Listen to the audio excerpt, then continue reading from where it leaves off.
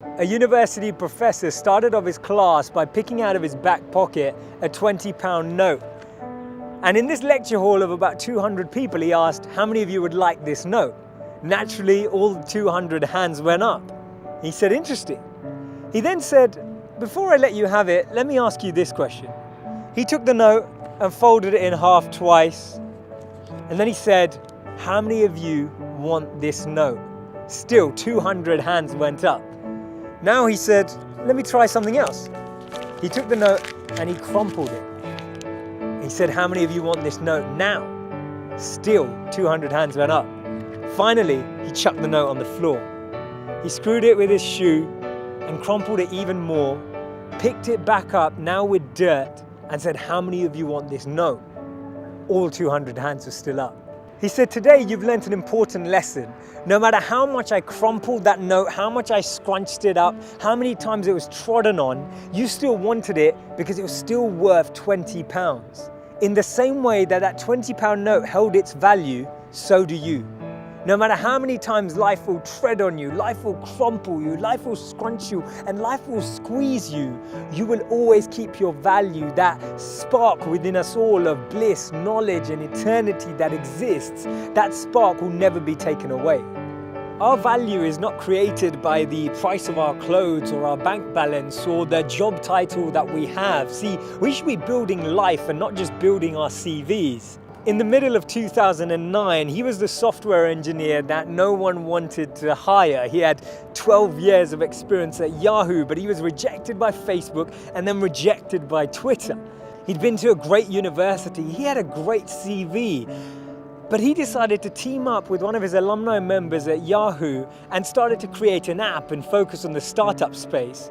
In 5 years' time, he sold that app for $19 billion to Facebook. Believe it or not, that was Brian Acton, the co-founder of WhatsApp. When he was rejected from Facebook, he said it was a great opportunity to connect with some fantastic people. I look forward to life's next adventure.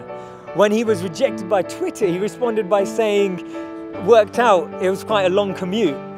It's so interesting to see that someone rejected from two of the top internet companies actually responded with humor and actually responded with positivity.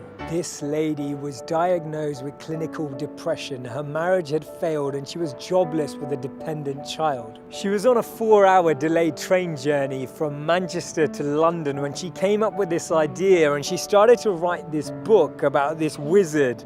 And as she started writing, she then finished her manuscript, took it to 12 publishers and was rejected by all 12.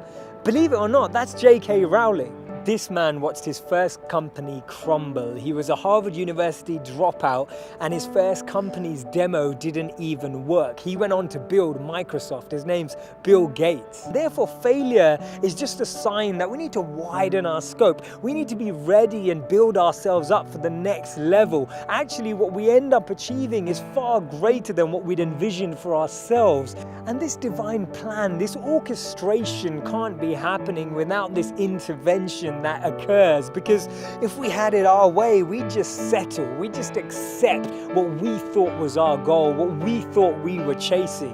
But actually, I've noticed that when you don't get that, later down the line, you look back and you reflect and realize that what you've gained is so much greater. Failures are only failures when we don't learn from them, because when we learn from them, they become lessons, and we actually extrapolate all of these teachings and actually get more insight into how we can improve the way we work and how we can actually drive with a different energy. The challenge we have is that we only talk about people's failures when they succeed, and that's why they become this taboo, or we feel like their failures never happened. We need to share these stories earlier. We need to bring out these stories and experiences on the journey so that people who are on the journey can actually follow in those footsteps.